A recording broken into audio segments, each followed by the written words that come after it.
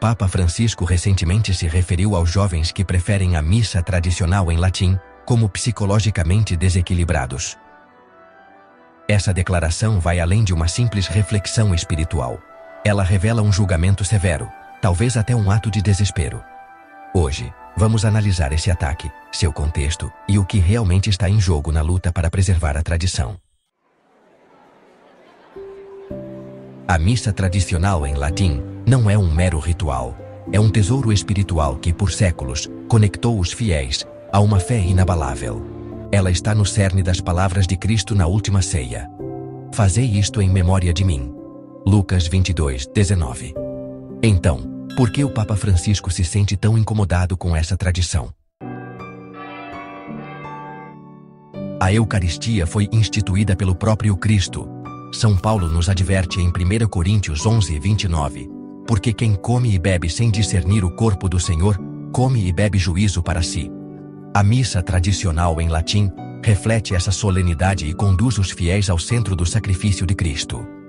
Isso é desequilíbrio ou, ao contrário, um sinal de profunda fé. Isso é desequilíbrio ou, ao contrário, um sinal de profunda fé. Muitos jovens buscam uma conexão genuína com Deus na tradição, que lhes oferece um refúgio em um mundo conturbado. Porque, em vez de serem compreendidos, eles são insultados. Muitos jovens encontram uma verdadeira conexão com Deus através da tradição, que serve como um porto seguro em um mundo caótico. Por que eles são insultados em vez de compreendidos? O apóstolo Paulo disse: Jesus Cristo é o mesmo, ontem, e hoje, e eternamente. Hebreus 13:8. A tradição não é uma barreira, mas um guia. A resistência à tradição não é novidade. Lembrem-se dos fariseus, que se opuseram a Cristo por medo de perder o controle sobre o povo. Hoje, vemos ecos dessa resistência naqueles que buscam destruir a missa tradicional em latim, porque ela ameaça sua narrativa progressista. O Papa Francisco, que prega a tolerância e o diálogo, persegue aqueles que amam a tradição. Isso reflete uma luta pelo poder, não um desejo por verdadeira unidade. Jesus disse: quem não é comigo, é contra mim. Mateus 12:30. Como podemos interpretar essa atitude, senão como uma rejeição àquilo que realmente nos conecta a Cristo? O incômodo não é com a tradição em si, mas com o ressurgimento da tradição. A missa tradicional em latim continua a crescer em popularidade, especialmente entre os jovens. Isso não é um anseio por nostalgia, mas uma profunda resposta espiritual.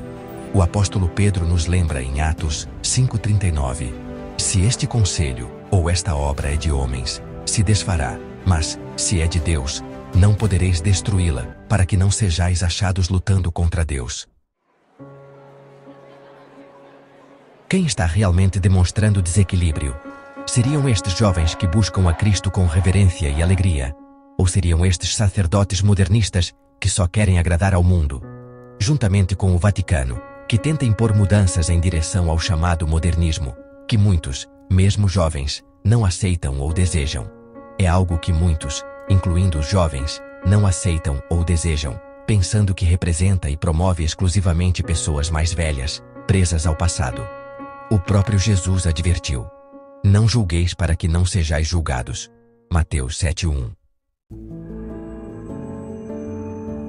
O Papa Francisco pode tentar suprimir a tradição, mas a palavra de Cristo é clara: as portas do inferno não prevalecerão contra a minha igreja.